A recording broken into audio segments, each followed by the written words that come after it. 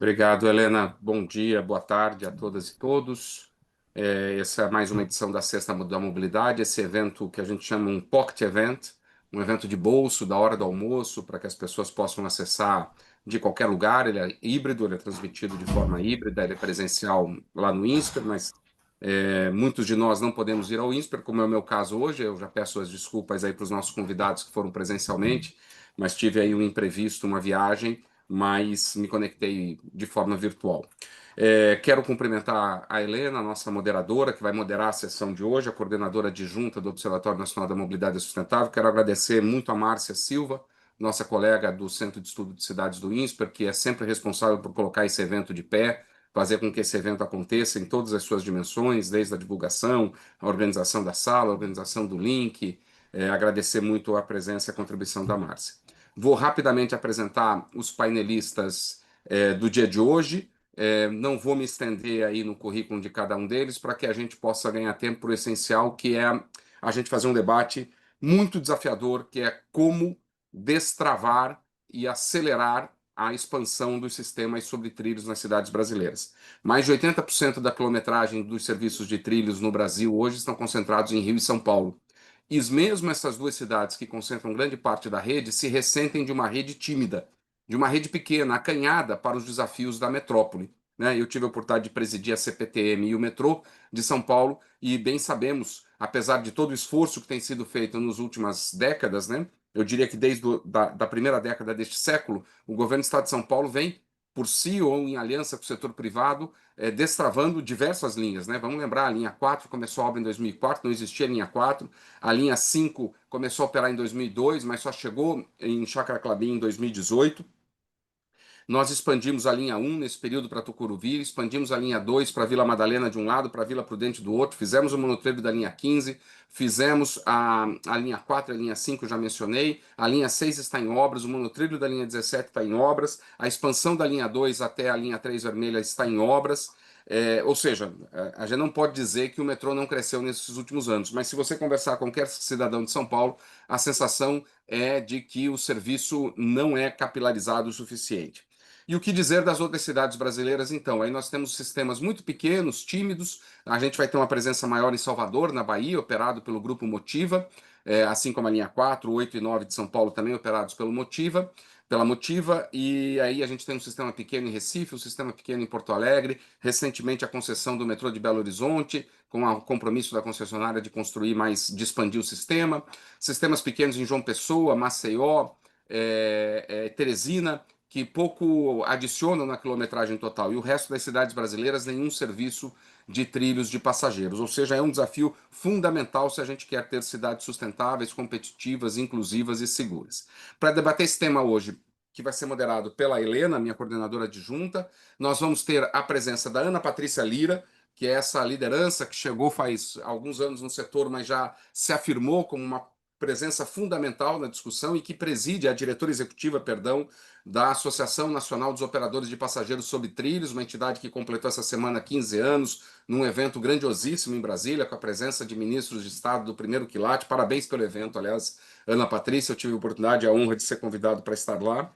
Nós vamos ter o Leandro Rodrigues, que vem do governo do Estado de Minas Gerais, trabalha na CODENGE, na Companhia de Desenvolvimento do Estado de Minas Gerais, um estado que tem feito nos últimos anos um grande trabalho na expansão da sua infraestrutura, e eu cito aí a concessão do metrô, que passou pela estadualização do sistema e depois a sua concessão, e acho que o Leandro, que trabalha junto com o Gabriel Fajardo, eu quero que a ausência do Gabriel, que era nosso convidado. O Gabriel já tinha nos avisado que ele estaria em trânsito entre Belo Horizonte e a Europa, para onde ele vai para um compromisso profissional, e ele falaria conosco do aeroporto de Guarulhos. Nós já estávamos cientes disso. Mas, lamentavelmente, o voo de Belo Horizonte para Guarulhos atrasou e, nesse momento, ele está voando, o que torna impossível. Ele lamentou muito, pediu mil desculpas, mas mandou um reforço aqui brilhante, que é a presença do Leandro. Presencialmente, nós temos o Tiago Terra, do Grupo Motiva, responsável pelos novos negócios, que conduz os estudos e a viabilização dos investimentos no setor privado aliados ao setor público para a expansão dos sistemas, vai trazer uma contribuição grande dos desafios fundamentais que o setor privado passa para poder participar de projetos que são muito complexos, projetos que são muito desafiadores do ponto de vista da articulação do capital privado, E, finalmente, a visão do Banco Nacional de Desenvolvimento Econômico e Social, que nos últimos anos retomou o protagonismo no Brasil, depois de algum período ausente no protagonismo do financiamento da infraestrutura do Brasil. Nos últimos 2 anos e meio, o banco tem participado de dezenas, se eu não, acho que eu não erro se eu falar centenas, né, Fábio? De projetos de infraestrutura, financiando fortemente a expansão dos trilhos no Brasil. Posso citar aqui o próprio TIC, o Trem Intercidades, e outros projetos que o BNDES participa. Quando eu era presidente do metrô, a gente teve a oportunidade de ter tido também a participação do BNDES na linha 2 verde e na linha 5 lilás. Então eu devolvo ao Fábio Cono, que está aqui hoje, representando a Luciana Costa, que também lamentou muito a ausência, mas ela foi convocada, uma convocação que todos nós entendemos que ela não poderia deixar de atender, foi convocada pelo presidente da República para acompanhá-lo num evento na cidade de Montes Claros e pediu mil desculpas, mas também reforçou o time aqui com a presença do Fábio Cono.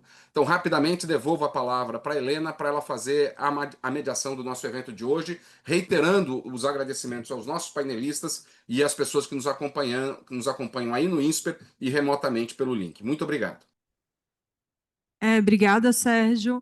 Só complementando o que o Sérgio trouxe, esse é um tema muito caro para nós, né? O nosso principal apoiador hoje, né, é a Motiva, e o tema de trilhos é um tema que tem tido investimentos e crescimentos no setor. A gente quer trazer isso para a sala de aula, para os alunos, para discutir aqui com vocês. E, para quem está vindo pela primeira vez, as Sextas da Mobilidade são eventos mensais, sempre eventos que a gente chama de eventos pockets, recorrentes, sempre com temas do momento, que a gente pensa para abrir e está sempre aberto a sugestões.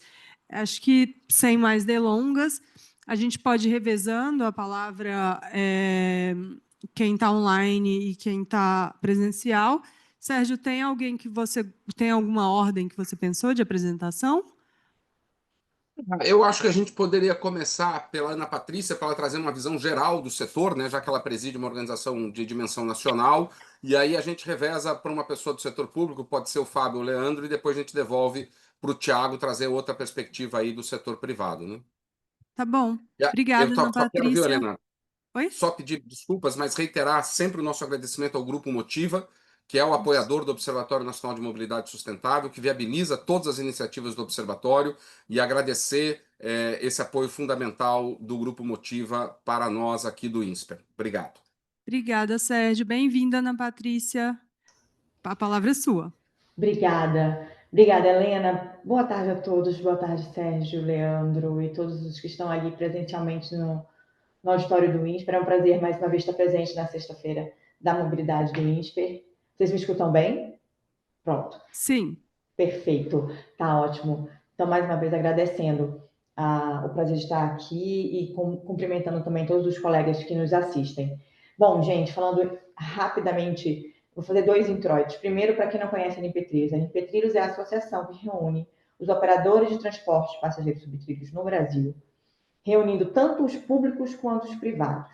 A gente está falando, então, de uma organização que ela existe para que possa implementar iniciativas que venham a impulsionar o crescimento do transporte de passageiros sobre trilhos. Precisamos impulsionar com urgência. A gente está falando de um sistema, como disse rapidamente o Sérgio, que chega hoje a apenas 1.137 quilômetros, o que dá cerca de 5 quilômetros por milhão de passageiros, quando a gente tem pelo resto do mundo outras realidades, pegando China 30, pegando Espanha também 30. A gente sabe das diferentes realidades em que a gente vive, mas isso não justifica a distância que a gente está entre os 5 e os 30 quilômetros por milhão de passageiros entre esses países. Então, é preciso que nós adotemos medidas urgentes. O que a gente vive hoje? A gente vive hoje uma realidade no Brasil em que 85% da população vive nas cidades, enquanto que no resto do mundo a gente está falando de 65%. Então, o que isso demonstra? Demonstra que essas cidades estão superpopulosas, possuem densidade, que se nós formos fazer um planejamento urbano em que vamos estudar os corredores existentes de transporte, a gente vai verificar que muitos deles hoje deveriam, né, transportar mais de 30 mil pessoas hora sentido, ou seja, precisam de um transporte de média e alta capacidade. E esse transporte, ele não existe. Ele está sendo... ou ele não existe porque, de fato, não existe uma linha de pneus que seja, ou porque o que existe já está saturado. Então, é necessário que nós adotemos medidas. Quais são os problemas? Quais são os desafios que a gente vive nisso? O que a Impetríveis enfrenta todo dia quando a gente vai lidar com a necessidade de desenvolvimento de transporte? A gente vive com desafios como? Começando pelo básico, gente. A gente precisa falar de planejamento de longo prazo, de um planejamento integrado. O que existe hoje é a absoluta falta de visão de longo prazo, quando os governantes hoje, na tomada de decisão, eles se apoiam naquelas entregas de menor prazo. A gente está falando, quando fala de transporte subtrilhos, de um serviço que demanda investimentos de longo prazo, superintensivo de capital, superintensivo de tecnologia, e que por isso demanda que haja um planejamento, uma rede de transporte para que possa evoluir. Outro problema que a gente vive é que, ainda que a gente tenha um planejamento, faltam bons projetos. Hoje, a gente... o Sérgio comentou do evento do Conexão que houve na quarta-feira, e o ministro Jader contou para o público lá presente, o ministro Jader Filho, que é o ministro das Cidades, que ele abriu o concurso, o edital do PAC, para a apresentação de projetos para serem financiados com os recursos do PAC, que são recursos com condições de financiamento de juros baixíssimas, com longo prazo de pagamento, e ainda assim ele não consegue, ainda que tenha muita...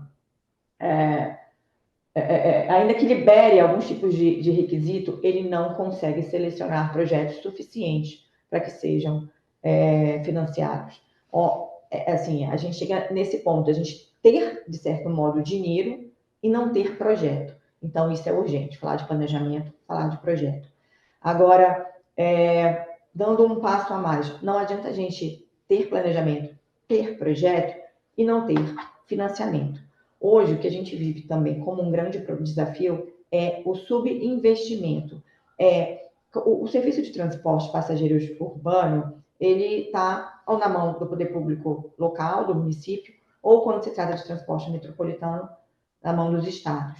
E o que a gente verifica com o passar dos anos? Que esses entes, eles não têm recursos suficientes para dar conta do déficit que existe hoje de mobilidade urbana no país. Então, é necessário que sejam adotadas medidas que venham a somar recursos dos estados e municípios com recursos da União, com fontes mais estáveis de financiamento. Um terceiro problema é a questão que, ainda que eu tenha planejamento, ainda que eu tenha projeto, ainda que eu tenha recursos para investir, eu tenho que ter estabilidade regulatória. Eu tenho que ter marcos regulatórios que venham dar previsibilidade, que venham dar segurança jurídica para o investidor. E o que a gente tem hoje como um cenário no Brasil? É que a gente tem os operadores públicos que precisam de recursos para investir no seu próprio sistema, mas o que é tendente no Brasil é a utilização de instrumentos como de PPP, de concessões, para que os recursos privados se somem aos recursos públicos, e aí então a gente tenha mais investimento. Só que para isso é preciso, para o privado poder investir no Brasil, é preciso que que a gente fuja do que existe hoje, em que municípios têm suas próprias regras, diferentes municípios criam suas regras, estados da mesma forma, e que não há um marco único, uma regra única que seja observada e que dê segurança para o investidor privado decidir aplicar no Brasil. E aí, falando então rapidamente, já passar a palavra de volta para vocês, eu falei dos problemas. E aí, o que a gente está fazendo para mudar essa realidade? Primeiro, eu ponho o Sérgio embaixo do meu braço, carrego o Sérgio para tudo quanto é lado, para ele explicar para todo mundo com quem a gente conversa. Vamos falar de gestão compartilhada, vamos falar de integração física, vamos falar de integração tarifária. A gente precisa que haja realmente a conscientização, a decisão por parte dos governantes de criar uma gestão integrada mais conhecida por autoridade metropolitana, que venha realmente trazer esse planejamento de longo prazo, trazer a racionalização da rede de serviços e, com isso, trazer uma racionalização uma integração tarifária com a racionalização dos custos para os passageiros. Isso é muito importante. E a gente atua isso pela NP Trilhos, junto às autoridades, junto a marcos regulatórios, para que a gente possa trazer algum tipo de incentivo para que seja adotada essa prática nas cidades brasileiras.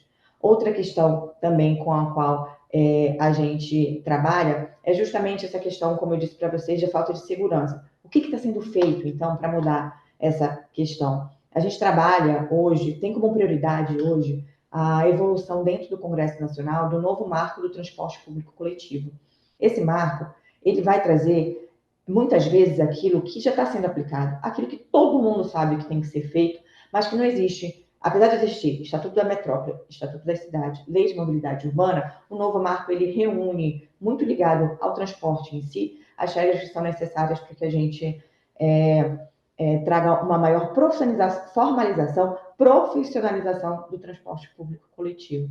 A gente está falando de, minimamente, separar a tarifa de remuneração da tarifa do usuário, a gente está falando de criar regras de receita de tarifa acessória, não, de receita extraordinária. A gente está falando de criar, por exemplo, fundos de estabilização para que dê garantia nos casos em que há uma situação excepcional que exija um investimento maior do poder público e que não haja interrupção do serviço. Então, um novo marco, dentre outras medidas, como, por exemplo, também a questão de estabelecer a obrigatoriedade de indicadores de desempenho, índices de qualidade, precisa evoluir nesse marco para poder, então, trazer mais investimento.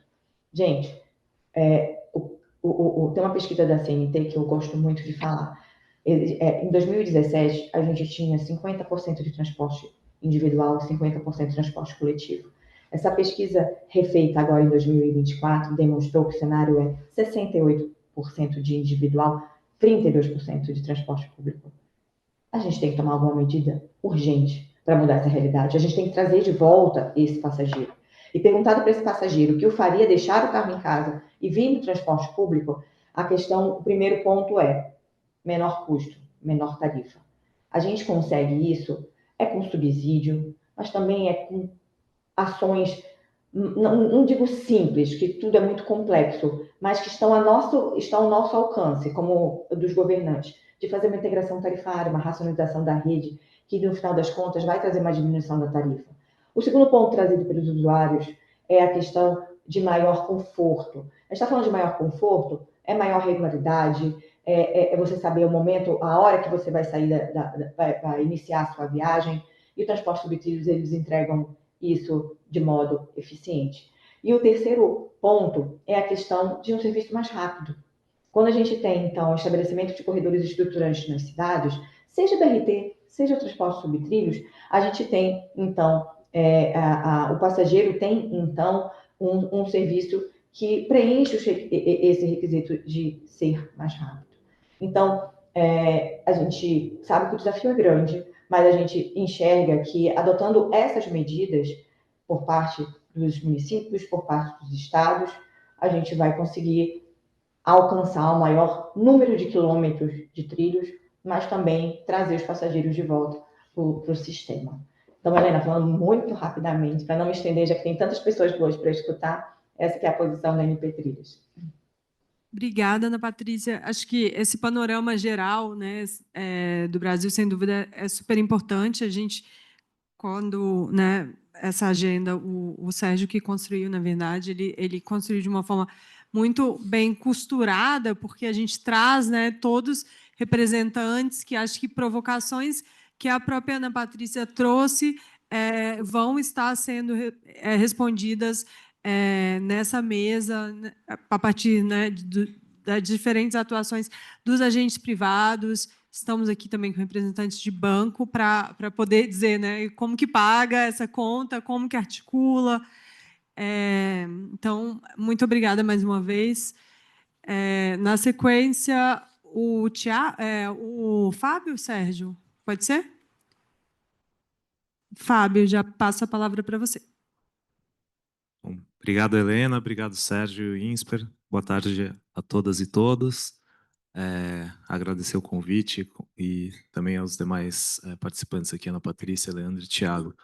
Acho que, primeiro, começar também fazendo uma referência ao Motiva, um grande cliente do BNDES, agradecer a confiança que eles têm, tanto na parceria com o banco como no investimento em mobilidade urbana, em grandes projetos de mobilidade. Eu vou falar um pouquinho também sobre a questão dos players privados e a Motiva hoje acho que é o principal ator privado no setor de mobilidade, principalmente de trilhos, e a gente sente essa falta, né, de atores privados nesse segmento, um pouco pelo que a Patrícia comentou. Então ter um player como a Motiva dedicado para isso é muito importante para o BNDES como banco de desenvolvimento.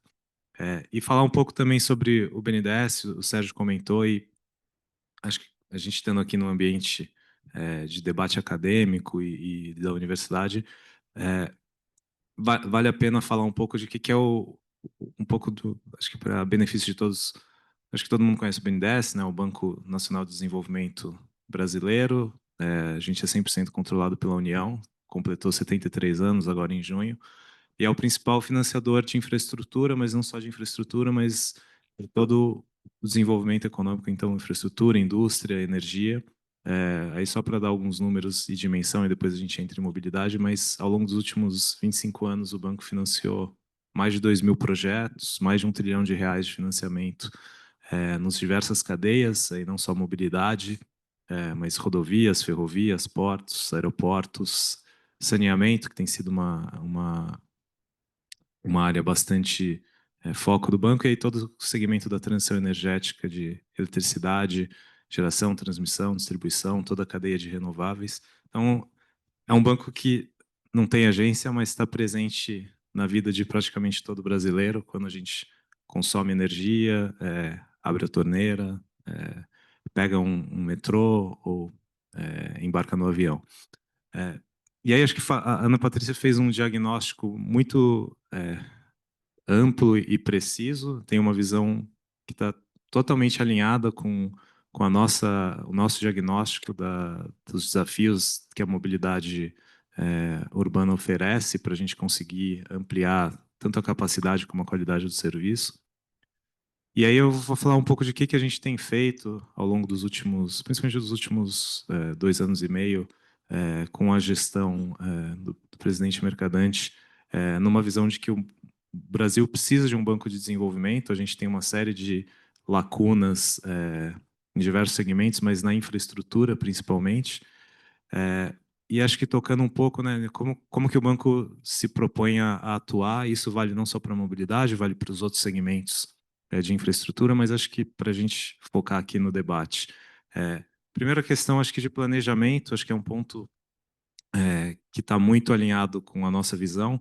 Investimento em mobilidade é um investimento que não se resolve num ciclo político, num mandato, né, de 4 anos, principalmente quando você vai para trilhos e especialmente metrô. É um projeto que demanda às vezes 8, 10, 12 anos, do planejamento até a entrega efetiva da obra. É um longo processo que, se você não tiver uma visão integrada de Estado e não somente de governo, é muito difícil de executar. E aí, como que o banco tem atuado, né? Acho que eu vou falar rapidamente o Sérgio, que o INSPER é um grande parceiro do Estudo Nacional de Mobilidade, que o banco vem desenvolvendo, acho que para o benefício de quem está escutando aqui e participando. É um estudo no qual a gente contratou consultores para elaborar estudos e criar um banco de projetos para as 21 maiores regiões metropolitanas do Brasil, todas as regiões metropolitanas com mais de 1 milhão de habitantes. Isso envolve aproximadamente 80 milhões de pessoas. O estudo já está na fase final. Eu convido para quem tiver interesse para acessar, depois posso deixar o link dos avanços. E é um estudo que busca levantar banco de projetos nessas 21 regiões metropolitanas de média e alta capacidade, como a Ana Patrícia colocou.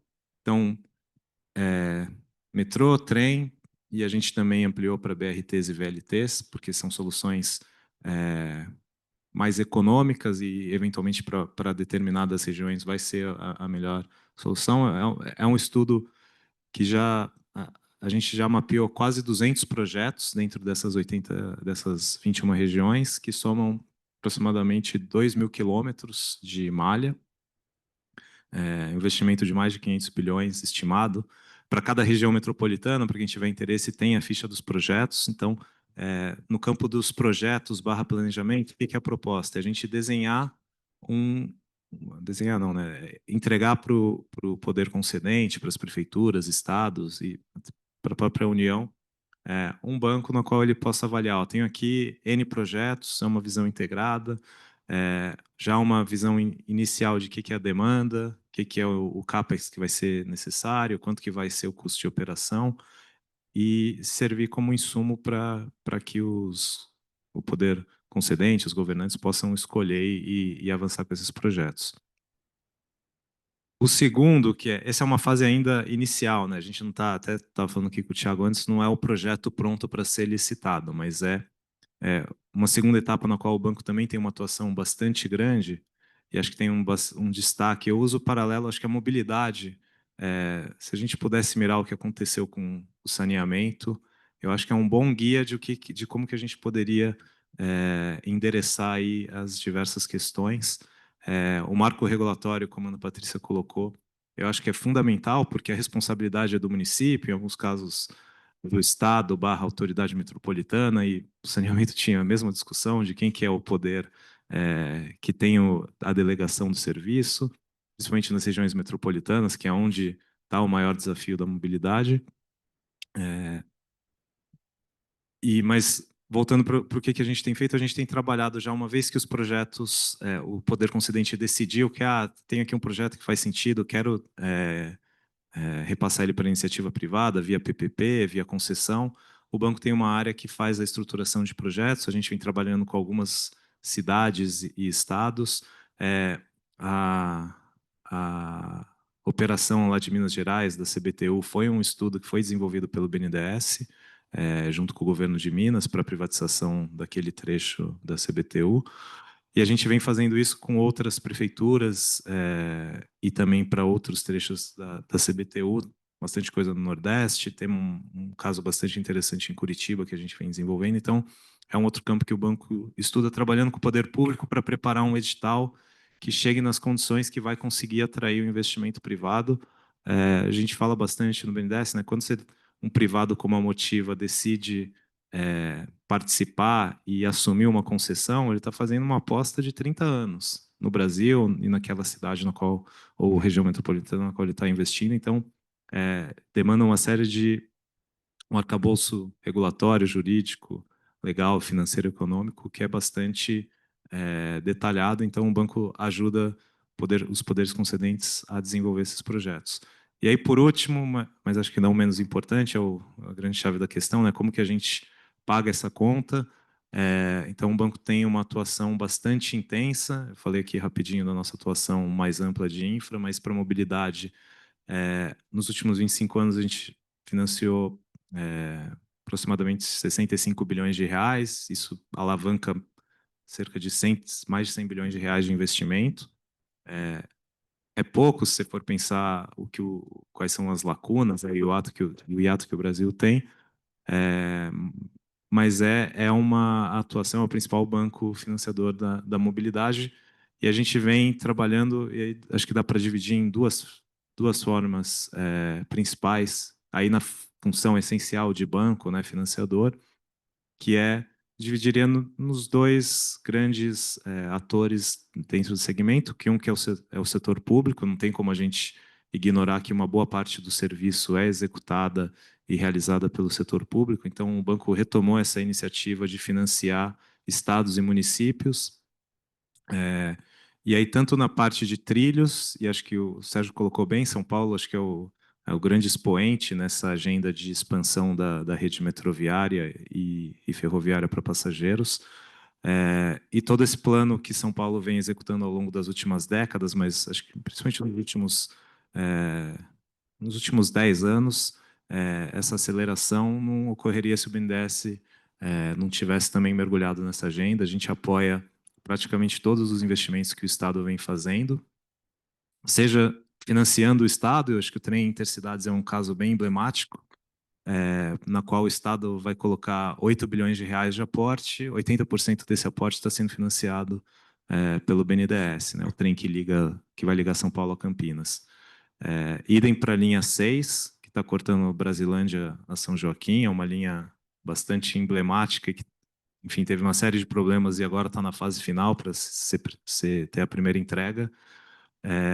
O banco também financia, o Estado vai colocar 7 bi de reais, o número muda dependendo de quando das extensões e aditivos, mas a gente financiou mais de 70% também dos aportes do Estado. Então, temos financiado também a eletrificação das frotas de diversas prefeituras, estados. A cidade de São Paulo tem um caso bastante emblemático, o banco aprovou o maior financiamento para a eletrificação de frota do Brasil, 2,5 bi de reais para mais de 1.300 ônibus, e vamos fazendo isso para outras prefeituras, Salvador, BH, Porto Alegre, Espírito Santo.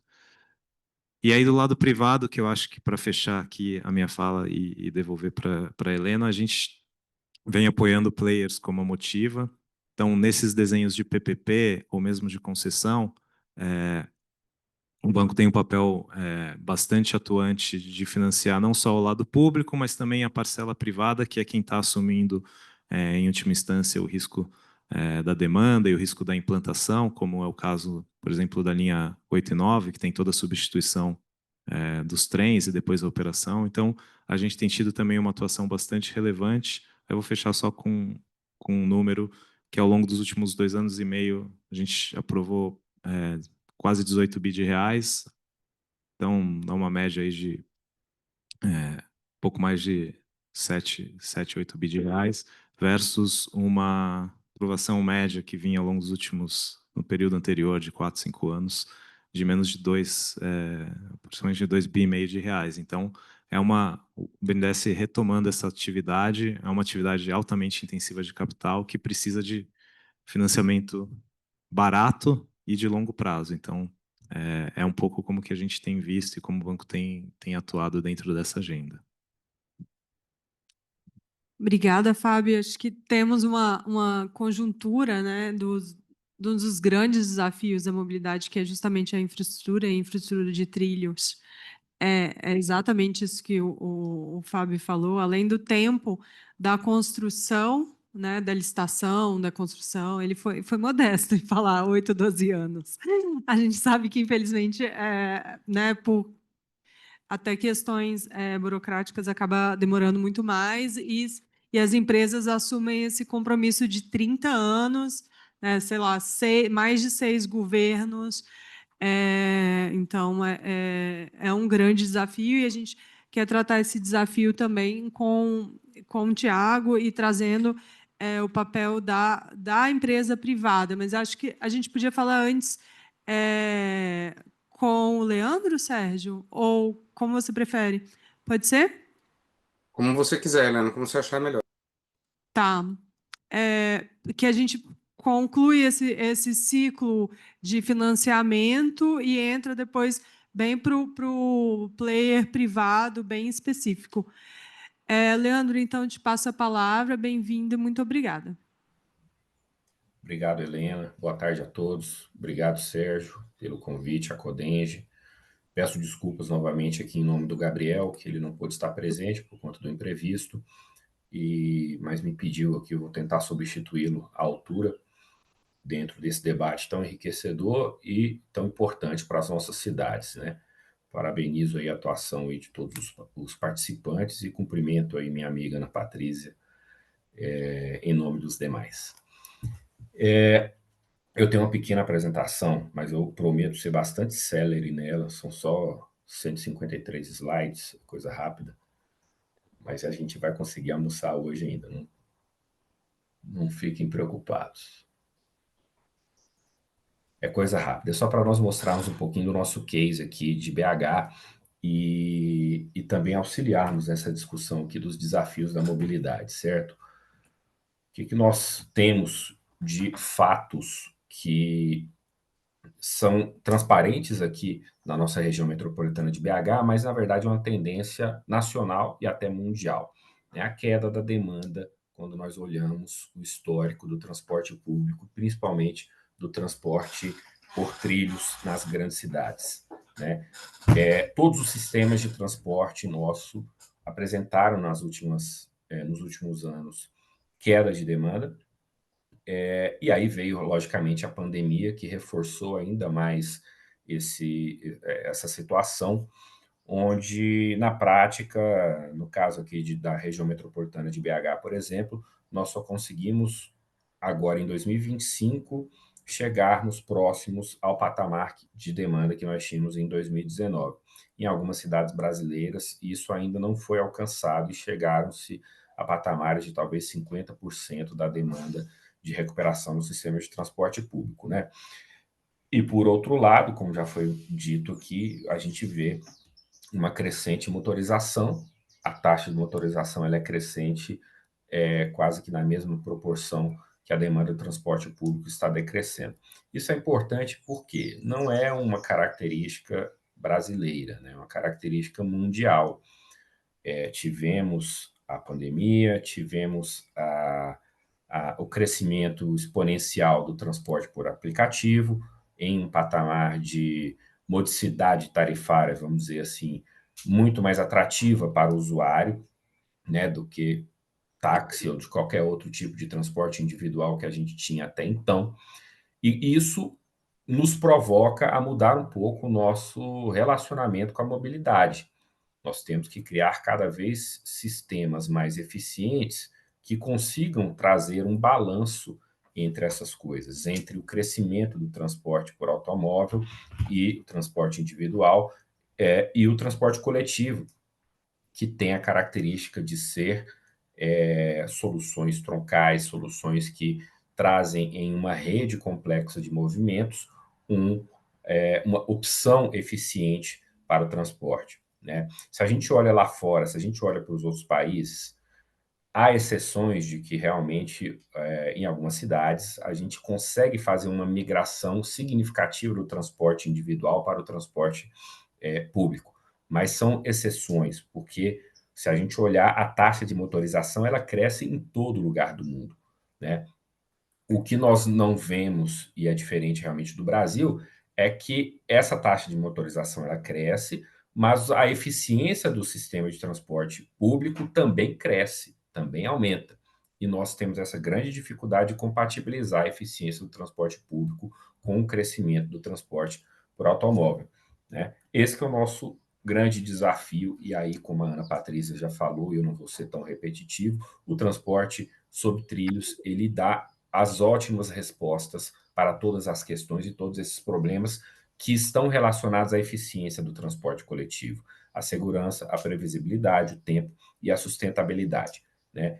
Ou seja, nós sabemos as soluções tecnológicas, o mundo inteiro já sabe, já estudou, já sabemos que a capacidade, né, os modos de transporte de grande capacidade, seja BRT, VLT, metrô, trens urbanos, eles têm essas características de prover um transporte mais eficiente e planejando bem as redes das cidades para que elas realmente sejam integradas operacionalmente, tarifariamente, a gente consegue fazer sistemas de transporte coletivo eficientes, né? Isso não é nenhum segredo. Os grandes desafios estão justamente na materialização disso, porque as cidades são muito dinâmicas e a gente vive aqui dentro do governo, em geral, com as transições que impedem com que os planejamentos de longo prazo eles sejam efetivos.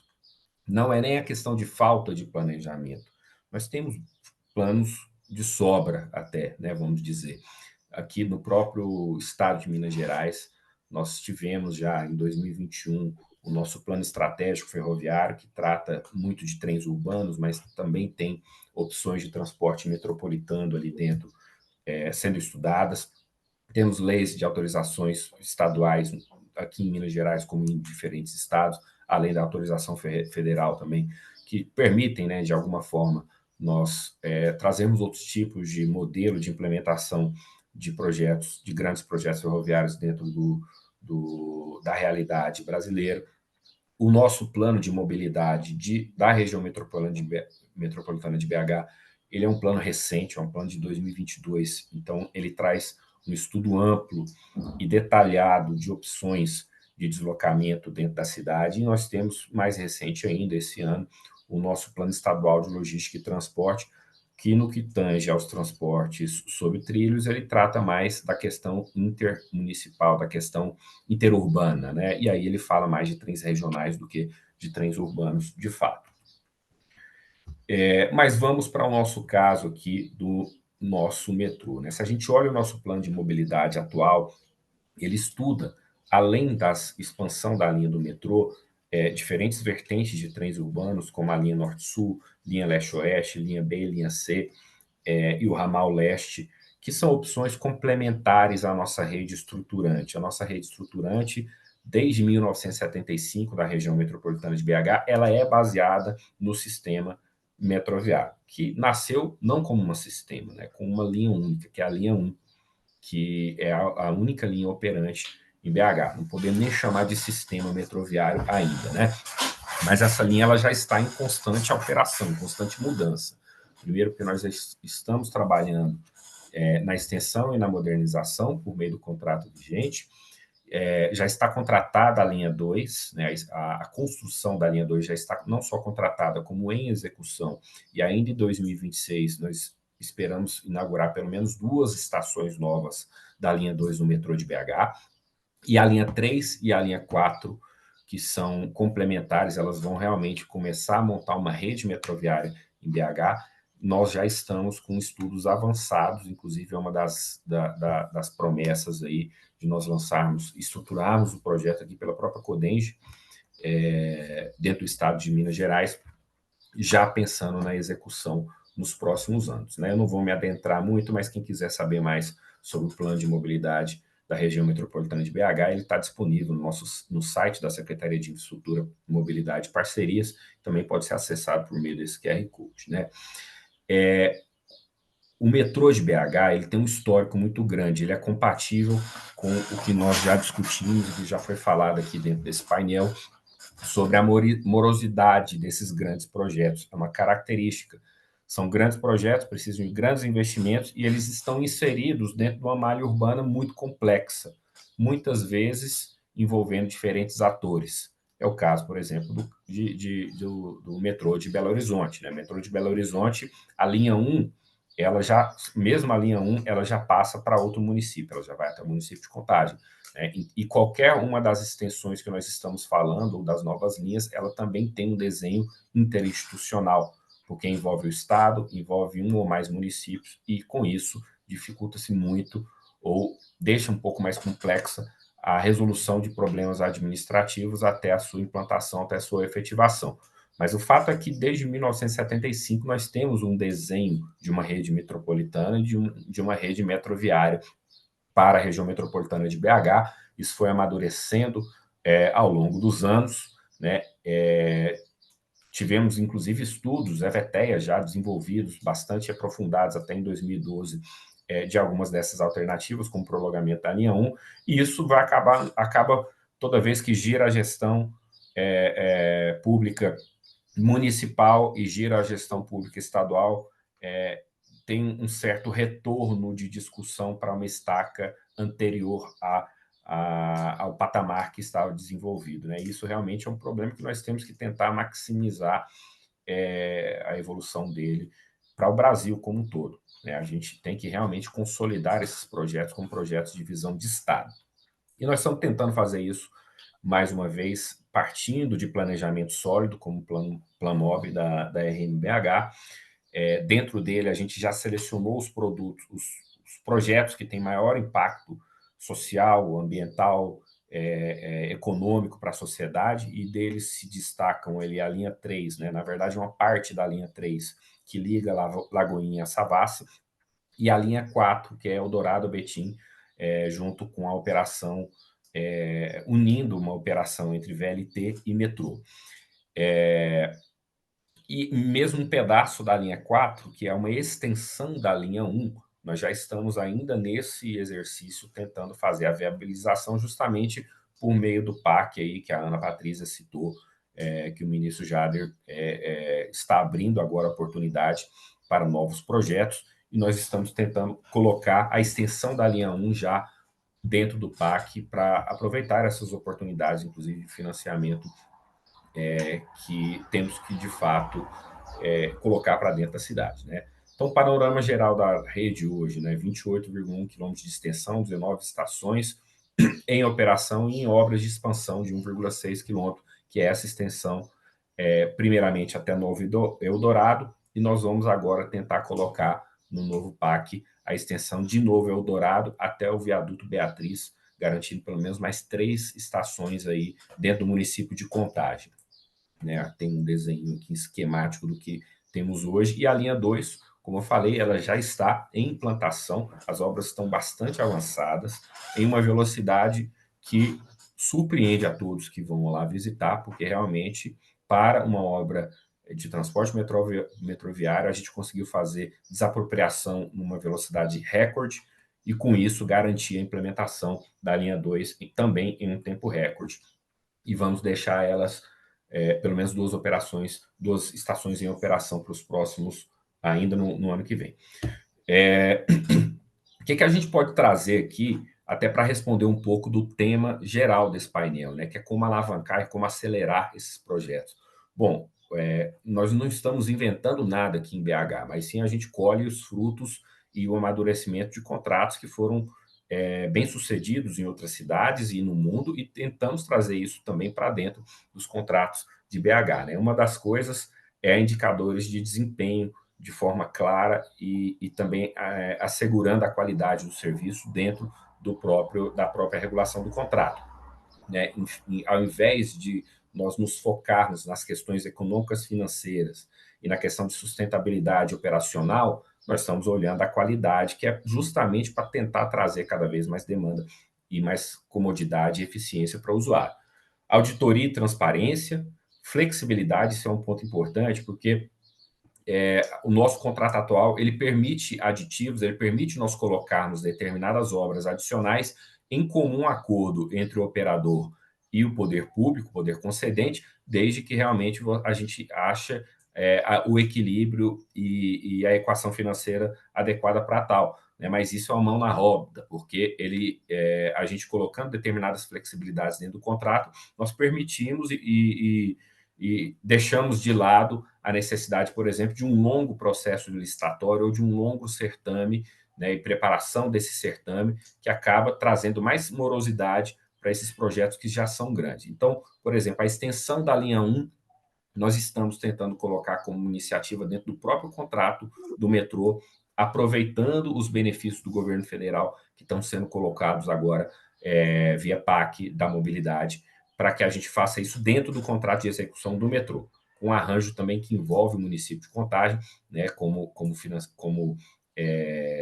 que assume parte desses compromissos do financiamento, mas a gente quer executar dentro do contrato já vigente, e o contrato ele permite essa flexibilidade. Né? Também temos uma remuneração por desempenho, que facilita a discussão entre essa questão da tarifa técnica e da tarifa do preço dado para o usuário, e a integração, que são incentivos para ampliar a conectividade com o próprio sistema de transporte metropolitano e com o BRT e com o VLT futuro da linha 4, que é uma extensão ali da linha 1.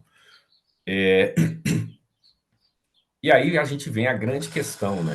Para a gente realmente alavancar esses projetos, é impossível nós discutirmos isso sem falar sobre o financiamento, e por isso parabenizo aí mais uma vez a montagem desse painel, que reúne associação e reúne também financiadores, como o BNDES, porque não existe solução apartada de um desses entes sem o outro. Né? A gente sempre tem que falar do governo, das entidades financiadoras, né, do operador em si, das entidades representativas do setor. Né?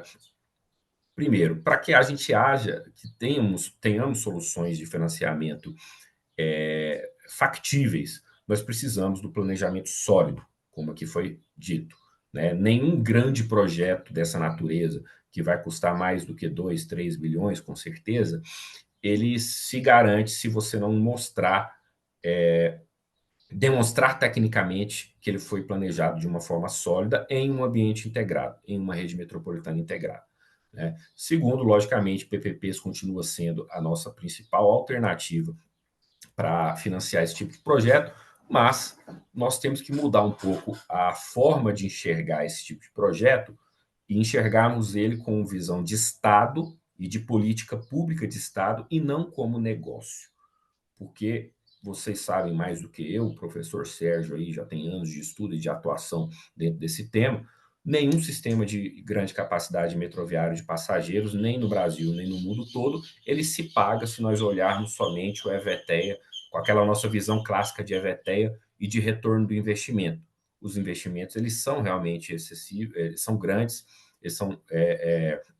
eles carecem de grandes investimentos, e o retorno, até pela própria curva de demanda que nós vemos na cidade, que foi mostrada daqui a pouco, ele é um retorno que nós temos que compatibilizar esse retorno, não só econômico, né, para balancear a EVTEA, com o retorno social que isso aqui vai dar, né? A acessibilidade que um projeto de metroviário de grande capacidade dá é algo intangível, é algo inquantificável, é algo que você tem dificuldades para monetizar.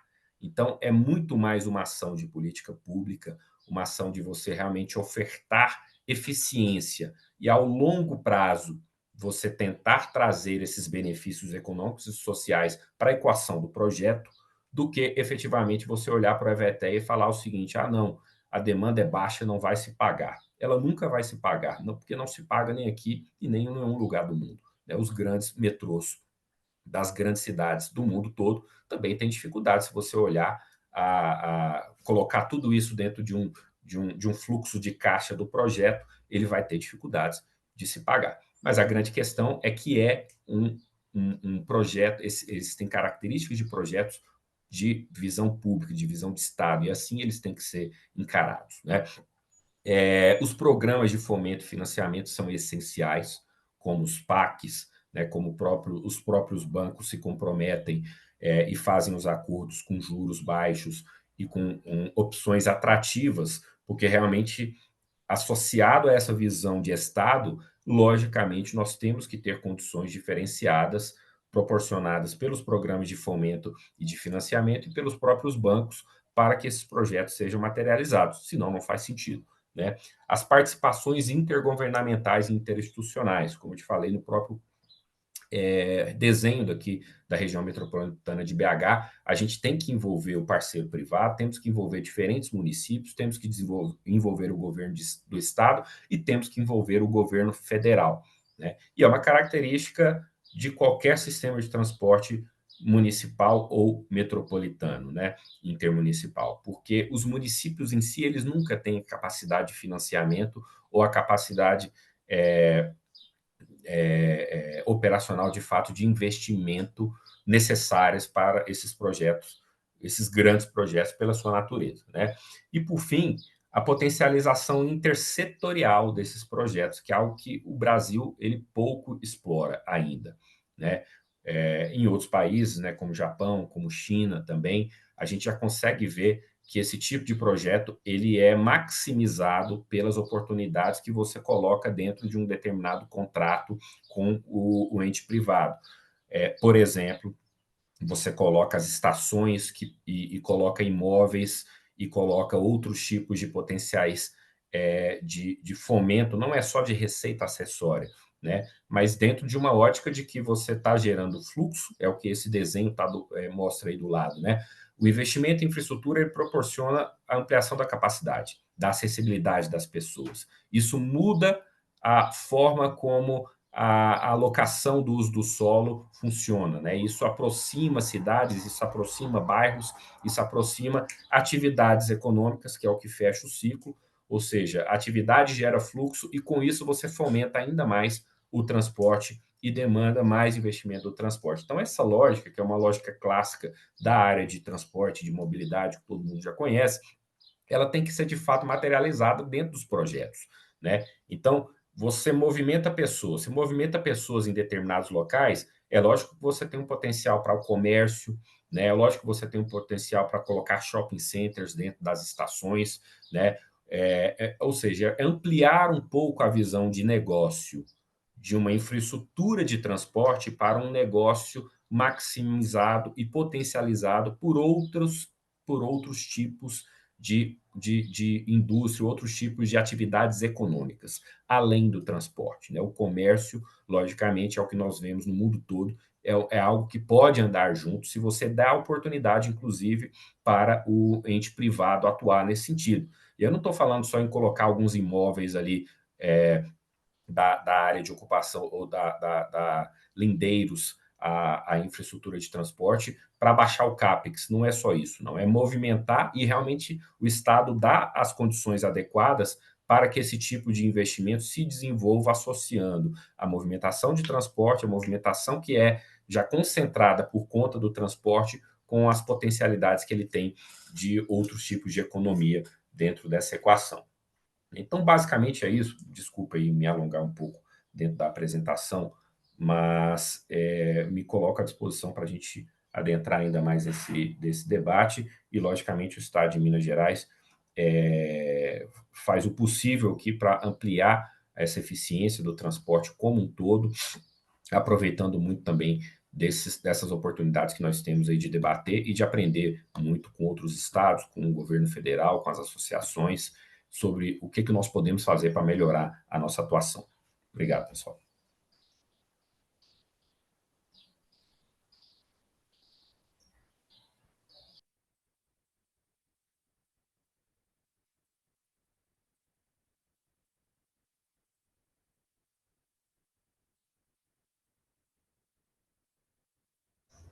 Helena, a gente não te escuta. Eu, pelo menos, não escuto. Tá mudo aqui para nós. Eu também não estou escutando. Eu achei que fosse um problema na minha internet aqui, mas acho que é lá do INSPER. Voltou? Voltou. Agora sim. Desculpa. Obrigada, Leandro. Eu fui uma usuária do metrô BH Contagem durante muitos anos. Eu fiz meu mestrado e doutorado na UFMG e trabalhei na Procuradoria do Município de Contagem. Então, sei exatamente como que sei os desafios. Aí a gente tem um desafio muito relevante que você não contou, mas que é bastante complexo, que né, o metrô de Belo Horizonte e o metrô de Recife, que eram públicos, aí me corrija, por favor, Recife? E a tarifa era R$ 1,80, agora a tarifa passa a mais de R$ 5,00. Isso é um outro debate bastante complexo, considerando, salvo engano, que a linha de Belo Horizonte é a menor linha do país, mas ela já nasce desde sempre com esse escopo metropolitano. A Ana Patrícia trouxe umas questões muito relevantes, né, de intermodalidade, que é muito cara para o Sérgio, ele sempre defende, é um dos maiores defensores de autoridade metropolitana, mas eu também tratei sobre intermodalidade na minha tese, e eu queria falar um pouquinho, rapidamente, sobre o que o Leandro falou de integração e como que a gente pode pensar especificamente esse território BH Contagem, como uma pessoa que ficou tantos anos transitando de bicicleta, de metrô, e de ônibus, de carro, nesse território, para que isso também provoque vocês, Leandro, nesse projeto. Belo Horizonte e Brasília, salvo engano, são as duas cidades que possuem acesso 100% para bicicletas nos metrôs, até porque a gente não tem tanto volume de usuários como São Paulo, então isso exige uma menor complexidade que permite com que tenha esse espaço disponível. Então, esse acesso de bicicleta, inclusive, me permitiu várias vezes fazer esse trânsito BH Contagem sem que eu tivesse que fazer todos os 20 quilômetros de trajeto pedalando, embora, né, eu seja atleta e fizesse isso algumas vezes também. Então, assim, pensem bastante a continuidade dessa integração, a melhoria, e olhem para os casos de como que a bicicleta pode alimentar o sistema de vocês. mas também muito importante que vocês tenham olhado esse entorno, e aí fazendo uma provocação de quem se deslocava no território, porque, para quem não conhece, a região de Contagem, especificamente, é uma cidade pensada a partir de uma lógica de industrialização. A Contagem é uma cidade industrial, que ela nasceu com esse fim, e o metrô e todas as rodovias, elas cortam a cidade. Isso é uma questão urbanística que é muito bom que vocês estão pensando para estarem no projeto, mas, assim, sem me delongar muito, a gente precisa passar a palavra para o Tiago. Bom que a gente viu todos esses panoramas. Acho que o Tiago vai trazer especificamente o olhar, né, local, o olhar desses investimentos no território. Então, como que tudo o que a gente viu aqui se endereça, né, no player privado, e depois a gente abre para fazer essa conversa com vocês. Obrigada, Tiago. Obrigado, Helena. Obrigado, Sérgio, pelo convite. Cumprimento os colegas de painel aqui, todos que estão aqui na sala com a gente e que também estão online. Aqui eu represento o Grupo Motiva, trazer um pouco aqui, né, Helena, a visão do operador e um pouco dessa complementação. Acho que todas as falas aqui se complementam muito e se conectam, né? Acaba, em alguns termos a gente até é repetitivo, mas como que isso até consolida a visão sobre o tema do painel, que são iniciativas para poder destravar, extrapolar as barreiras de desenvolvimento e ampliação da rede metroferroviária e urbana, transporte de passageiros no país, né?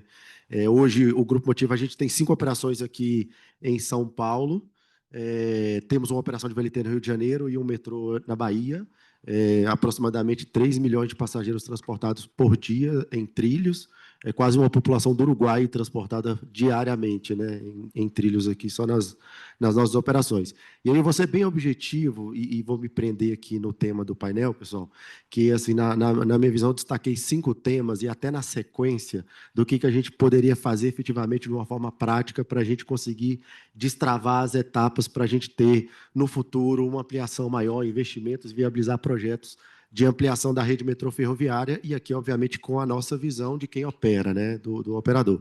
Eu diria que o primeiro passo, eu vou chamar de mobilização e priorização política institucional, sabe? Eu vejo que muitos estudos são desenvolvidos, tem questões jurídicas que obrigam determinadas regiões metropolitanas a ter seus PDTUs, a ter os planos, né? Aqui em Belo Horizonte a gente viu que tem PEL, que tem Planmob, enfim. Mas se o governante, o governo do Estado, né, os municípios têm a titularidade sobre o transporte local e os estados eles são os titulares do transporte metropolitano. Então, se não for uma prioridade do governo do Estado em pautar e executar um projeto de trilho, ele não vai sair. Essa é a primeira etapa de uma viabilidade de um projeto por trilho, porque o titular do sistema é o Estado. Então, o primeiro passo é o governador tomar uma decisão, e eu acho que aqui em São Paulo a gente tem um bom exemplo, né, Sérgio? Fica à vontade para me complementar, porque a gente foi criada uma SPI, que é uma Secretaria de Parceria e Investimento, e dentro dessa secretaria você tem uma CPP, que é uma companhia de parcerias público-privadas, e ela é responsável em desenvolver projetos para serem pautados e priorizados. Então, digamos, o governo do Estado ele priorizou o tema. Eu acho que esse é o primeiro ponto. Depois de você ter a pauta trilhos e a mobilidade urbana de sistema de alta capacidade priorizada, eu diria, aí até corroborando com a fala da Ana Patrícia, que é a qualidade dos projetos. Né? Hoje em dia, um projeto funcional, você demora 3 meses, um projeto básico executivo, 1 ano e meio a 2 anos para fazer um projeto de uma nova linha ou de uma extensão. E aí eu estou falando que, só para você ter uma ideia, um projeto executivo de uma linha de metrô, de trem, pode custar de 200 a 300 milhões de reais. Só um projeto executivo. E nós estamos falando de projeto de capital intensivo, que é cerca de 10 a 15 bilhões de reais de investimento e cerca de 6 a 8 anos de implantação. Então, o projeto, se você não tiver o desenvolvimento de um projeto de boa qualidade, eu estou falando, você ter um projeto de engenharia, projeto de impacto social, ambiental, de vizinhança, de desapropriação, reassentamento, e aí eu posso falar uma gama de questões. Se o projeto não for um projeto de boa qualidade, ele pode até ter uma tentativa, iniciativa política de desenvolver aquele projeto, mas ele vai esbarrar em alguma dificuldade, provavelmente ele não vai ser implementado. Ou pode ser implementado com muitas dificuldades e esbarrar em descontinuidades ao longo da sua vida, seja da execução ou da implantação. Então, eu vejo essa como a segunda etapa a ser superada. Depois, imagine ter a priorização política em um projeto de qualidade. A terceira etapa eu vejo que é a saúde fiscal, capacidade financeira ou prioridade financeira do Estado. Então, você pode ter as duas primeiras etapas, mas se você não tiver um Estado que tem condição de alavancar 10 bi no BNDES para aportar numa PPP, não vai viabilizar. Então, a gente vê hoje, como o Fábio comentou, né, você viu o projeto do TIC Campinas, o Estado fazendo uma dívida de 8 bilhões de reais, porque há contraprestação do Estado na PPP. Aqui não vou repetir, mas projetos de mobilidade de capital intensivo não se sustentam sozinhos. A tarifa não banca construir um metrô, um trem ou um TIC. Né? Você precisa ter uma PPP e um aporte de recursos, aí, uma parceria. Então, o Estado ele tem que ter uma saúde fiscal, uma capacidade financeira, e mesmo que ele tenha saúde fiscal e capacidade financeira, depende também de ter uma priorização, porque o governo ele precisa priorizar e querer usar 5, 10 bilhões de reais do recurso do cofre ou da capacidade de endividamento para colocar num sistema de trilho. A gente vê hoje, por exemplo, alguns estados que têm algumas iniciativas de desenvolver sistemas de trilhos, mas acaba que esbarra numa limitação de saúde fiscal. Né? Por exemplo, como que o estado do Rio de Janeiro hoje está vivendo uma recuperação, né? E essa recuperação ela tem alguns empecilhos de captação de dívida. Então, o Estado não consegue captar para alavancar, para investir em novos projetos. Ela primeiro precisa resolver a saúde fiscal, o problema que existe lá. Terceiro ponto dado, o quarto, eu diria que a gente vai para um outro patamar. Então, a partir acho que da pirâmide de Maslow ali dos projetos resolvida, o quarto item eu diria que é a capacidade do Estado de dar boas garantias. Numa PPP, a gente tem obrigações do Estado e tem obrigações do privado. E aí, um pouco do que a Helena trouxe, você trouxe uma fala que, para a gente, é super importante. Uma concessão de 30 anos, você passa por 6 governos. Né? E esses 6 governos, não é raro dizer que a cada 4 anos a prioridade inverte. E muda, e você tem aí um cavalo de pau de uma forma impressionante na priorização política que é dada. Então, o operador que vai no BNDES, faz uma dívida bilionária para construir uma linha de trem, que demora 6, 7, 8 anos, ou uma construção de uma linha greenfield ou um brownfield, uma revitalização. E aí você precisa ter uma garantia contratual firme de que, se o seu contrato, ao longo desses 6 ciclos governamentais, tiver qualquer tipo de descumprimento do seu direito, que você tenha garantias firmes para serem executadas, para ter o seu direito contratual preservado. Então, se os estados não têm condições de darem boas garantias, e eu estou falando não só para o setor de trilhos, mas saneamento, rodovias, aeroportos, enfim, eu vejo que, e principalmente isso é uma questão que eu convivo dentro de casa, e é uma questão que para a gente é super importante. Às vezes o projeto pode ser brilhante, mas se ele não tiver uma garantia, a gente fala, ele é brilhante hoje, e eu tenho uma segurança nesse governo, mas como que eu tenho a garantia que daqui 15 anos esse contrato vai estar sendo cumprido? Então, a capacidade de dar garantias é muito importante.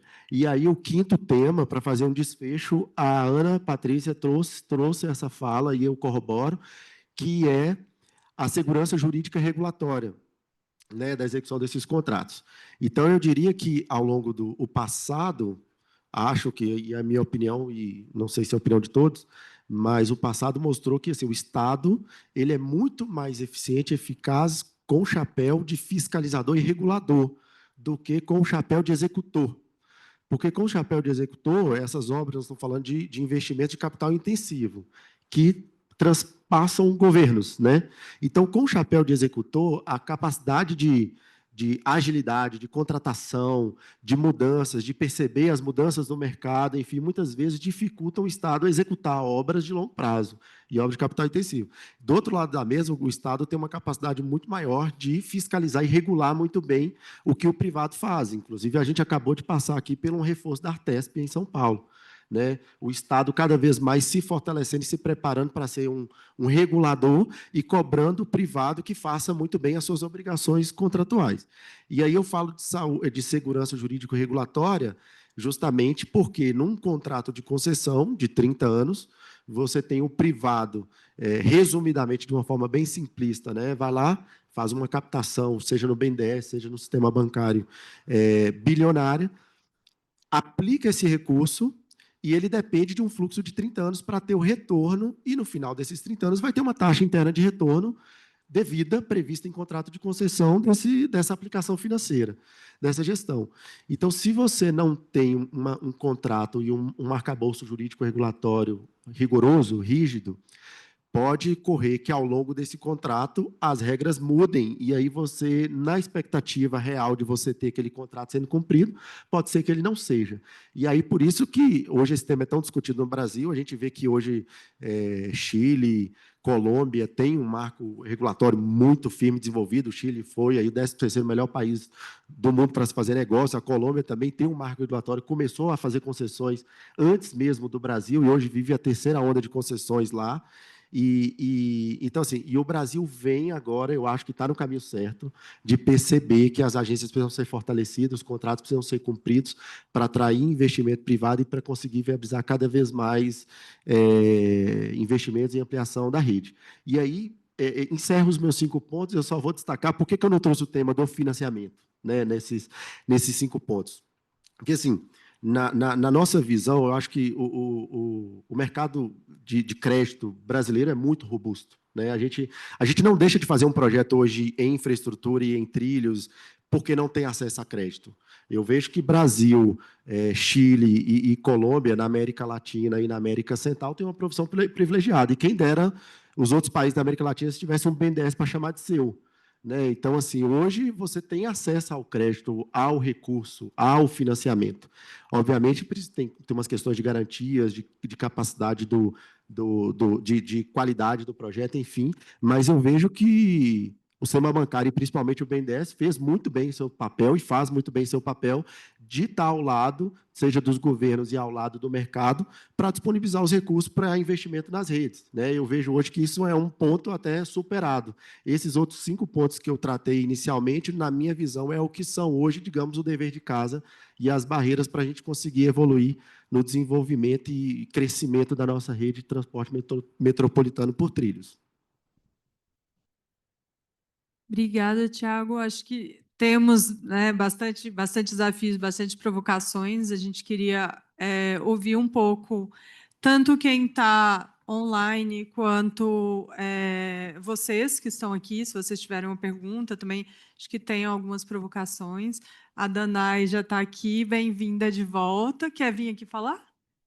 Tanto faz? Fica à vontade. Bem-vinda, Danai. Eu vou ser breve, mas talvez eu seja polêmica. Danaê, Aproveitando. aqui é o Sérgio. Sérgio, Só para corrigir aí, é Danaê, né, Danaê? Bem-vinda, desde lá Danaê, tem desde uns o interior do Paraná, circunflexos. nossa grande arquiteta e urbanista. Muito obrigada, legal estar aqui, tenho o INSPER no coração. E pegando o gancho do Tiago, que ele traz como o problema número 1 a priorização política, eu vejo que em todas as apresentações tivemos desmembramento dos sintomas da não priorização política. Quando a gente fala da regulação frágil, desse desinteresse, do que a gente precisa de uma visão de Estado e não de gestão.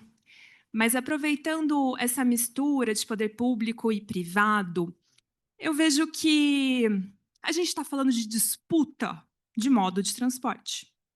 E a minha pergunta é uma curiosidade.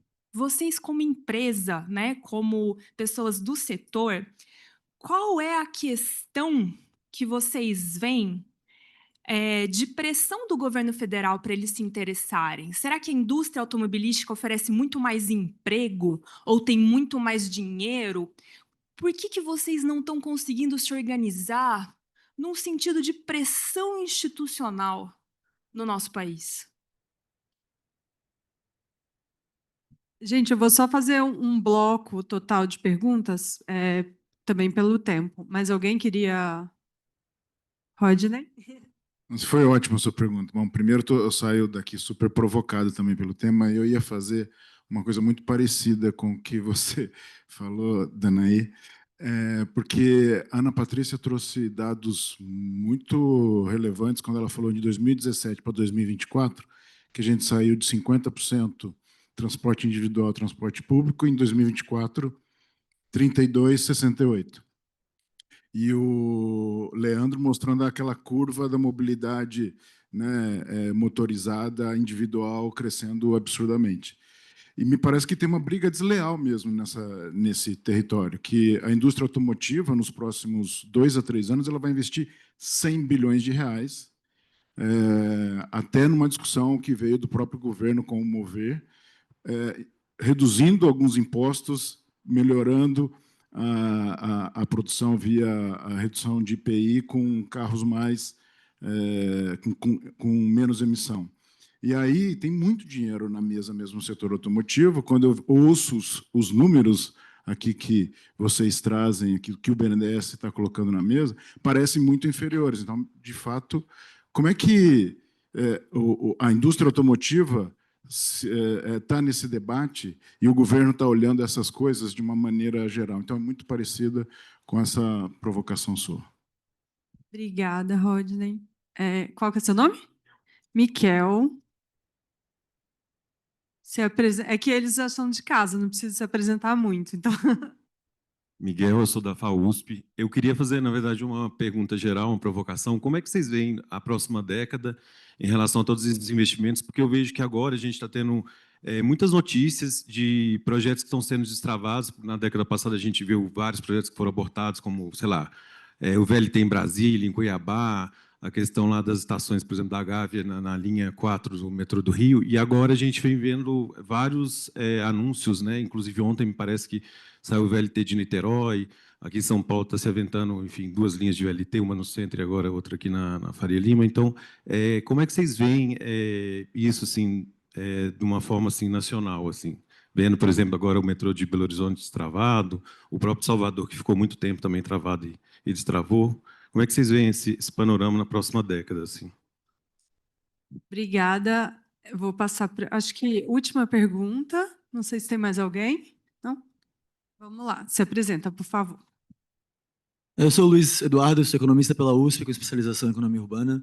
E eu estou acompanhando os estudos de mobilidade do BNDES. Assim, é incrível ver isso voltando dessa forma para cidades como de onde eu venho, Florianópolis, que nunca tiveram nenhum pensamento integrado e ainda tem uma aridez enorme. Florianópolis é uma cidade relativamente rica, mas eu viajei um pouco pelo país nesse último ano, assim, desde Porto Alegre até Recife, né? Não é nem só o modal, né? Como o pedestre, como o cidadão, ele chega a pegar o metrô, o ônibus, o trem, assim, em São Paulo até um caso relativamente positivo, comparando com o resto do país, mas a gente sabe que a aridez, assim, se você é classe média baixa, se você tem acesso ao financiamento para um carro, é uma questão de dignidade, quase, nas cidades brasileiras, você andar de carro, né? Porque o acesso ao transporte coletivo não é só inseguro, mas também é deprimente, né? É indigno. Então, para o colega da Companhia de Planejamento de Minas, e também talvez para o BNDES, não sei se já dessa alçada, como que a gente chega a pensar não só no modal, não só na construção, mas também na integração com a cidade, com o entorno, né? E fora isso, né, como eu falei, eu venho de Florianópolis, é uma situação deprimente, assim, 2 carros para uma pessoa, não tem mobilidade nenhuma, a cidade está crescendo aceleradamente, sem nenhum pensamento estratégico, o governo do estado não tem o menor interesse, o moto do governo é estrada boa, para vocês terem uma noção, é realmente muito deprimente. Né? Como que o BNDES, por exemplo, né, consegue chegar e, não sei pressionar seria a palavra, mas ensinar a esses governos, né, como estruturar um bom plano. Eu realmente não sei se isso é feito ou como isso é feito, mas eu vejo assim, São Paulo já tem expertise de décadas, mas tem lugares como Santa Catarina que, né, eu nem consigo pensar na gente pensando em fazer esse planejamento. Obrigado. Obrigada, pessoal, todas as contribuições. Agora, antes de passar a palavra para os palestrantes e aí pedir que vocês façam uma síntese breve das contribuições, a gente só tá divulgando para vocês o nosso curso de gestão da mobilidade, financiamento do transporte público, que ele acontece daqui a 2 semanas, dia 11, 12 e 13 de setembro, que a gente busca, né, Sérgio, responder a algumas questões do financiamento no transporte público. Então, convidar vocês a conhecerem, a gente colocou o QR Code na tela, e, na sequência, já passar a palavra. Podemos começar com quem... Acho que a gente começa com vocês que estão aqui, e depois abre online ou vai revezando. Tentem fazer uma síntese. Quem quer começar? Tá, vamos lá. Obrigado pelas perguntas. Polêmicas e sensíveis, eu acho que, assim, tentando consolidar todas elas, a gente, no final, está falando de um debate sobre o recurso público, seja na forma de qual que é a priorização que eu quero dar para o orçamento. Enfim, a indústria automobilística, o negócio dela é vender carro, então eu acho que a gente tem que, no âmbito da política pública, e quem recebe o mandato para isso no final do dia é o prefeito, o governador, em última instância o presidente. Mas eu acho que é um debate de como que você quer fazer a alocação do recurso público. E eu falei do saneamento porque eu acho que o saneamento, a gente tem uma dívida centenária histórica, que depois de muito tempo falava, é um investimento que está embaixo da terra, ninguém valoriza, e a gente conseguiu colocar essa agenda na prioridade dos governantes, e acho que a mobilidade tem um pouco isso, assim, e vai para além da questão, acho que só do orçamento, no sentido financeiro. Acho que o Sérgio fala bastante disso, a gente tem um debate de como que a gente aloca as faixas de ruas entre transporte público e coletivo. São Paulo viveu uma experiência que é bastante interessante para quem vive aqui há pelo menos 12 anos, que quando o Haddad, ainda prefeito, decidiu que ia espalhar a faixa de ônibus em áreas que antes eram de carro, e ali não poderia circular transporte individual, a cidade passou por uma pequena revolução.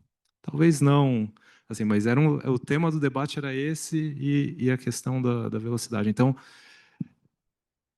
eu acho, assim, isso é a opinião pessoal, né, do BNDES, eu acho que é uma discussão de a sociedade se posicionar. Eu acho que é difícil porque o transporte público traz externalidades positivas que é difícil de capturar no âmbito do usuário. E aí, como que a gente consegue valorizar isso? Eu acho que é o grande X da questão. Eu acho que vai além de é uma priorização do automóvel e porque isso gera mais emprego.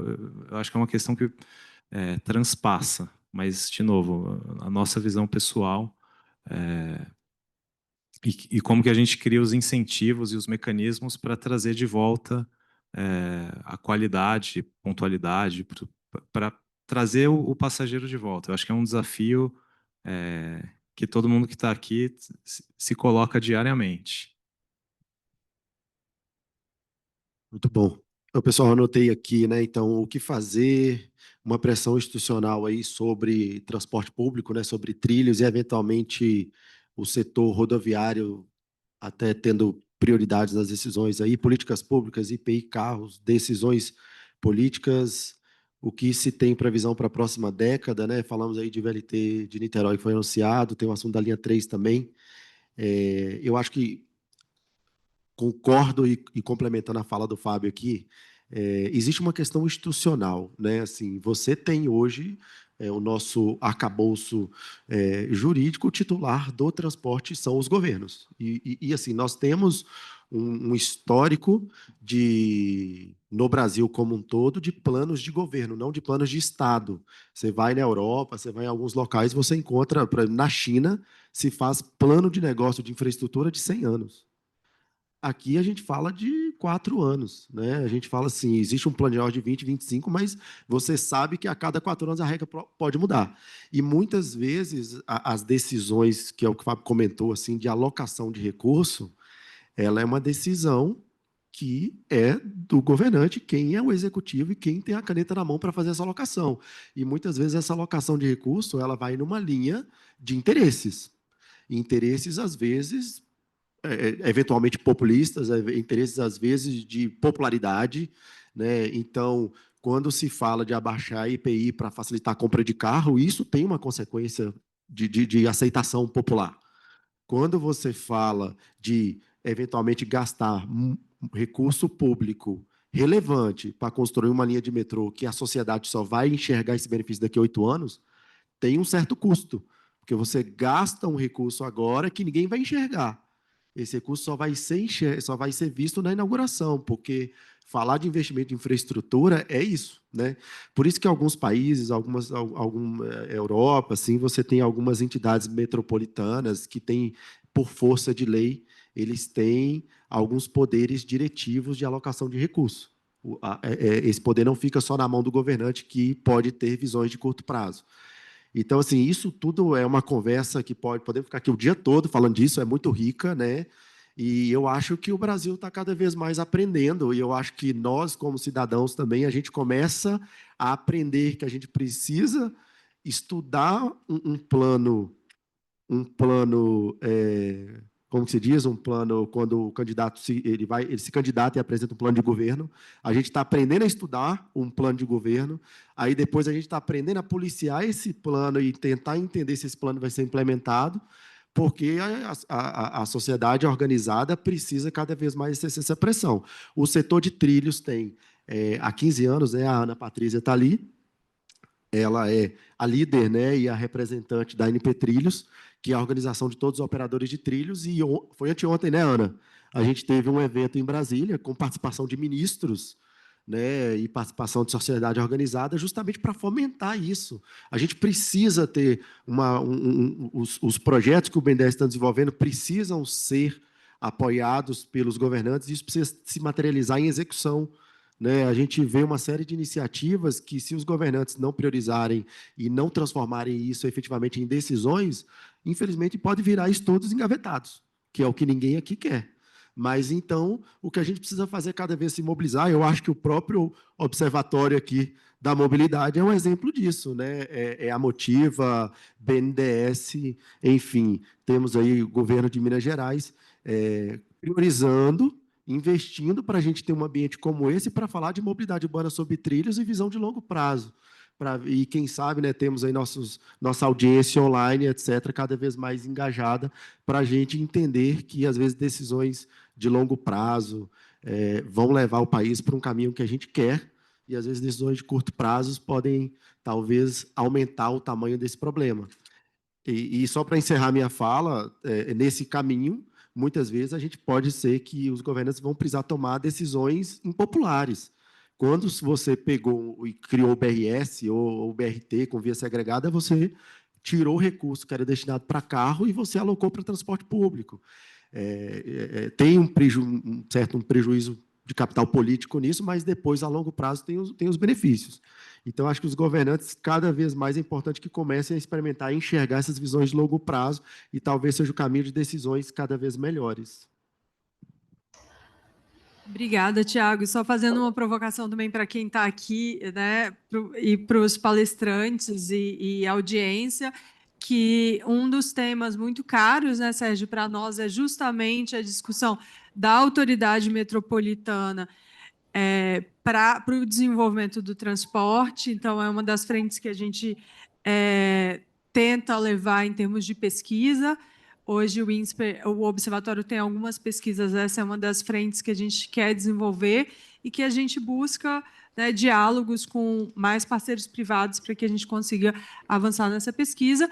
Já passo a palavra, como a gente começou com a Ana Patrícia, a gente fecha com você, passo a palavra para o Leandro, peço que você faça também uma síntese dessas contribuições finais, por favor. Perfeito. Eu vou fazer uma síntese, começando ali pela provocação do Rodney e do Luiz Eduardo, que eles têm a mesma característica, dessa briga desleal, né, que existe entre o transporte individual e o transporte público. E o que nós podemos fazer sobre isso? De fato, essa competitividade, ela existe, e, na minha visão, olhando até um pouco para o histórico de desenvolvimento das cidades no mundo e no Brasil, ela vai se intensificar, né? De fato, como já foi falado aqui no painel, a gente vive uma incoerência institucional, uma incoerência de políticas públicas, ao mesmo tempo que se fala ou até se dão incentivos para o transporte público. É inegável que existem políticas públicas para o transporte público, é inegável que existem formas de tentar atrair investimento para o transporte público dentro das cidades, mas é inegável também que existem estímulos para o crescimento do transporte individual, né? Existe redução de IPI, né? Agora o Brasil está entrando na marra numa nova fase de eletrificação, né? Então os carros elétricos estão começando a aparecer, não por incentivo, mas sim por iniciativa, pela própria iniciativa privada. Isso aumenta, na verdade, a visão de atratividade do transporte individual. Está acontecendo isso no mundo todo, né? Então, isso tende a se acentuar ao longo do tempo. Na prática, aquela taxa de motorização ela vai continuar crescendo. O que nós temos que mudar? Porque a cultura do brasileiro melhorar a renda e comprar um carro, essa cultura não vai mudar a curto prazo. É uma cultura da nossa natureza mesmo. Nós somos, primeiramente, nós somos um país em desenvolvimento. Em desenvolvimento quer dizer que a gente ainda tem que tirar muita gente de renda das classes mais baixas e trazer para a renda média e para a renda alta. Isso é um objetivo nosso como poder público e como Estado, fazer isso. E a nossa cultura quando o cara está ganhando um pouquinho mais, quando as famílias estão recebendo um pouquinho mais, ela vai comprar carro. Então, nós queremos, na prática, que a renda aumente e a nossa cultura vai fazer com que cada vez nós tenhamos mais carros sendo adquiridos. Isso não é um problema, é uma característica nossa. O brasileiro é um povo consumista, né? Muitas vezes, alguns estudiosos falam que não, mas o brasileiro compra iPhone mais do que muito país por aí, vai na onda do consumismo nacional, do consumismo mundial. Então, essa característica nós não vamos vencer. O que nós temos que vencer? É a cultura do uso do carro, não a cultura do crescimento do número de automóveis vendidos ou da taxa de motorização, mas sim a cultura do uso do carro, do uso do automóvel. Porque todas as famílias que hoje ainda não têm vão ter, se Deus quiser, e se a renda crescer, o seu automóvel dentro da garagem.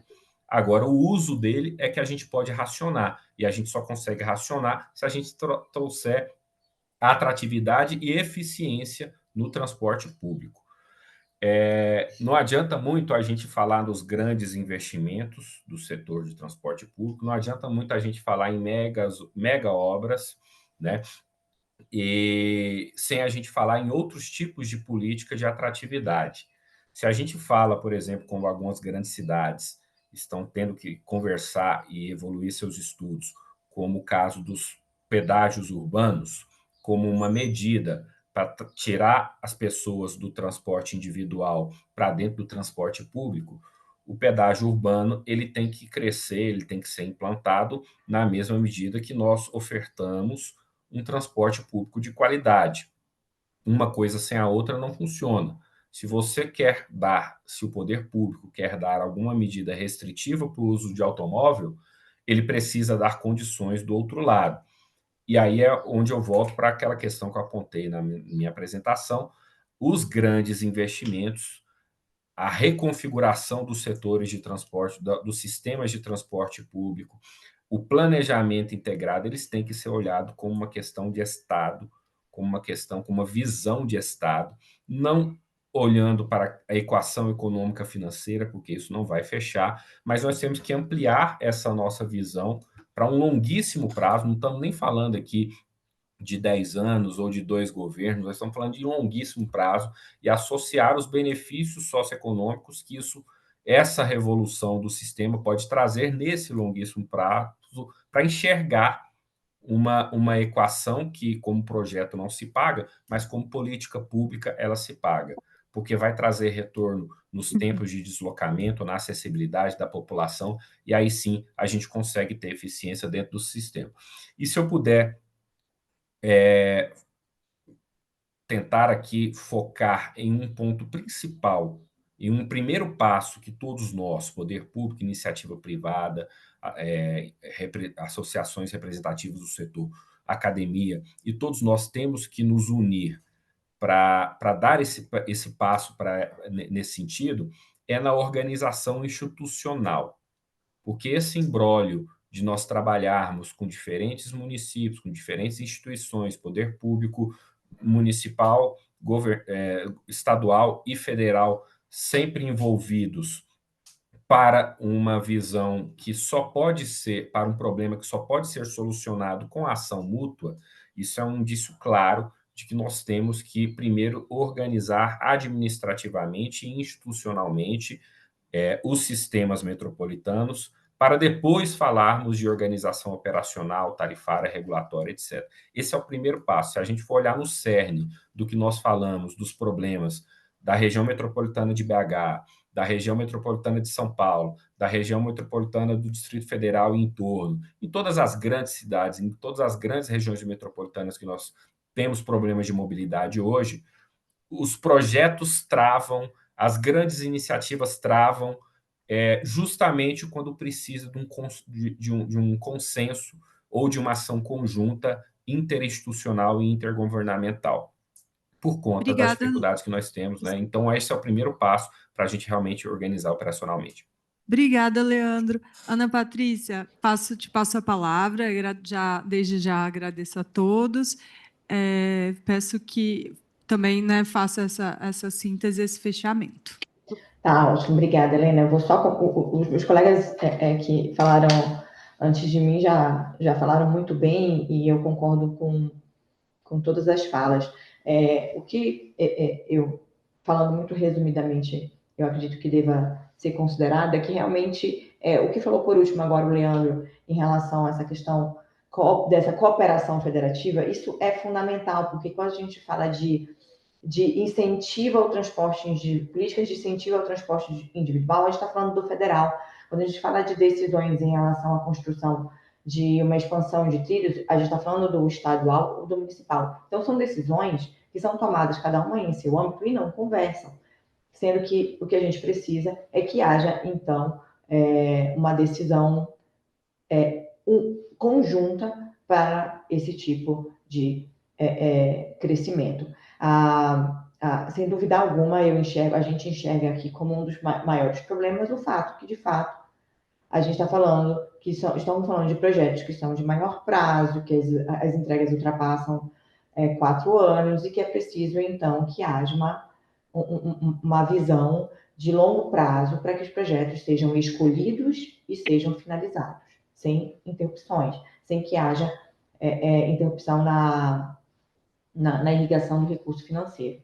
Eu gosto de trazer um exemplo que, para mim, foi fundamental para a evolução de um determinado setor, que é o setor de saneamento, que ele já falou, né? O setor de saneamento já está dito em lei há muitos anos, há décadas, que o saneamento deveria ser universalizado, que os estados deveriam investir em saneamento para atingir toda a população, e nada acontecia. Até que veio o novo marco do saneamento e ele estabeleceu prazo. E mais que isso, porque prazo também não diz nada, ele estabeleceu consequências caso o prazo não fosse observado. E aí, isso foi o que virou a chave e transformou a situação que a gente tem hoje na área do saneamento. Se você não cumprir o prazo, não estabelecesse compromissos de acordo com o que diz a lei do saneamento, você não ia receber recursos federais. Foi a forma que foi encontrada para incentivar o cumprimento da lei. E eu acho que falta isso no setor de mobilidade urbana. Eu gosto muito de falar do Estudo Nacional de Mobilidade Urbana, que é um pipeline de projetos, mas que ele não está sozinho, ele vem junto com a Estratégia Nacional de Mobilidade Urbana. E o Estudo Nacional com a Estratégia Nacional, eu creio que será um instrumento eficaz para que a gente possa buscar a execução desses estudos, desse pipeline.